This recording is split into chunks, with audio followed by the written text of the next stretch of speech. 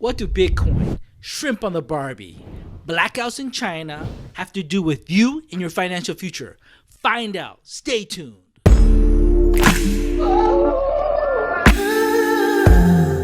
I know everyone is going nuts over Bitcoin and almost hitting $30,000. I hear you. While it's fun to see the charts go up like this and to do all the technical analysis, and there's a ton of people on YouTube, some of them pretty good, you also need to step back and look at the geopolitical situation, because that, whether you like it or not, whether you understand it or not, is going to affect your life. And right now, there are some crazy moves in the world that's directly going to affect you and me, the stock market, Bitcoin, and tons of other ramifications that look like it's going to come to a head in 2021. Good day. Shrimp on the Barbie, mate? Horrible accent.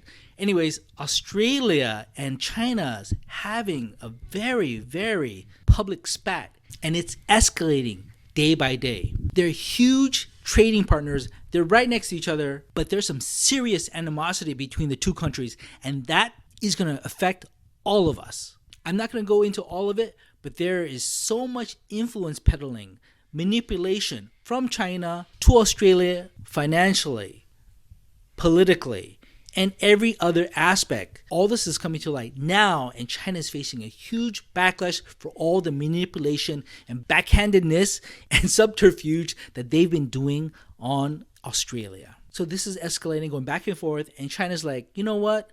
Screw you guys. We don't need your coal, even though they do. So China is a huge importer of coal, and mainly coming from Australia. I personally have been in China, and I'll tell you a crazy story, because when I was there more than 20 years ago, they actually had a specific time and date where you could turn on your heater, which was powered by coal. You couldn't just turn it on any time.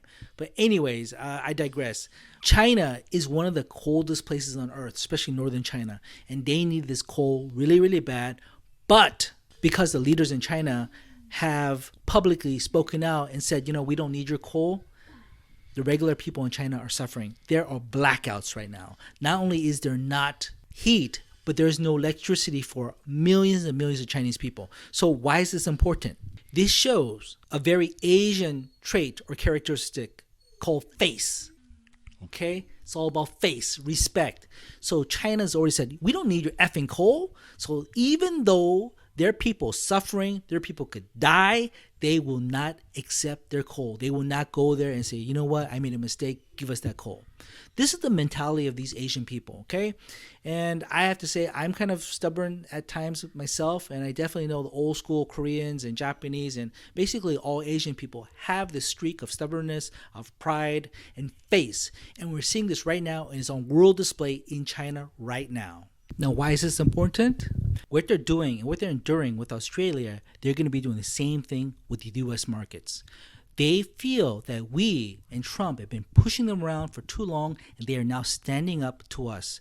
And this may cause some of the greatest financial ramifications between U.S. and China, therefore the whole world has ever seen. You know that China is the number one holder of U.S. treasuries, okay? They own trillions of dollars of U.S. treasuries.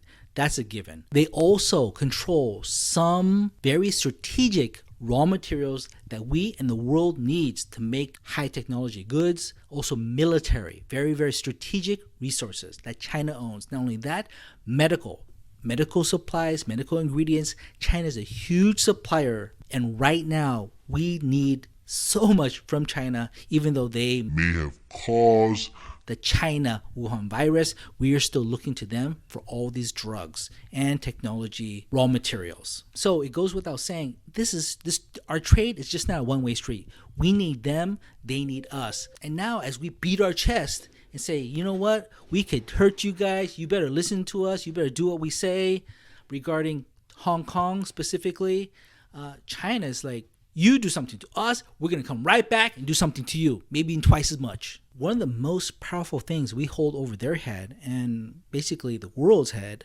is the US dollar, which is the most powerful currency, and of course is the world reserve currency. Of course, when they trade with us, we use US dollars. But when they trade with other countries as well, when they buy gold, when they buy oil, when they buy all that stuff, they use US dollars. We see that and we track that. If China ever wants to be free from our influence, they need to break free from the US dollar as a reserve currency. And they finally set off a very serious and concrete path to do that. They are the first central bank, first nation state to have a digital currency, the digital yuan.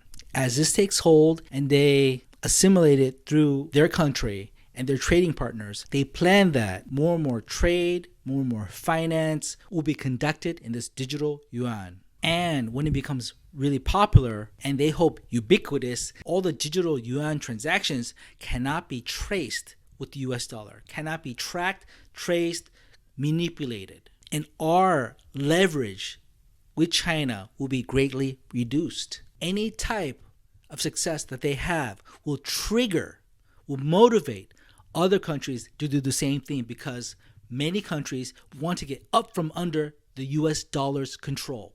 As soon as next year, 2021, we will see if China actually gains traction with their digital yuan. Other countries, particularly us, the US, are watching and seeing very, very closely China's experiment.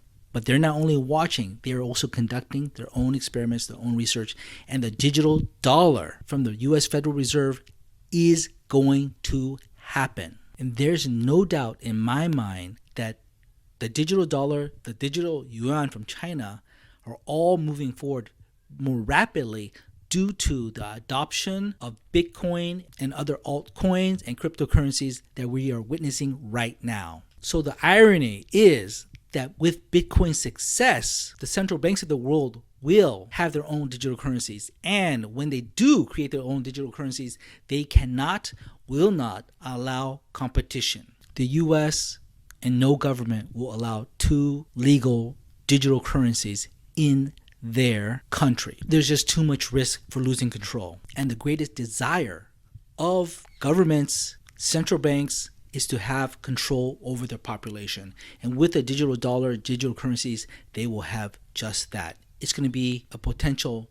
nightmarish scenario, especially with regards to our privacy. With Beijing Biden coming to office, it's going to be very interesting to see how he handles this digital yuan situation and the relationship with China. I suspect he's going to go where the money goes. So is it going to be Bitcoin and digital currencies here? He could profit from that for a while. If that doesn't work, or he makes all his money and crashes it, then he could go over and work with China. If I'm opening your mind to a different point of view, how about you open your heart, hit that like button. That's the least you could do. Hit that like button. I will share more of this type of information because there's so much to go into and I can't go into it all in one video. These are absolutely crazy times right now, and you need this type of information to help you understand the true nature of our financial systems and to understand the huge tectonic shifts in the global economy that's going to affect you and me and all our families' lives. I love you guys. Thank you so much. Take care.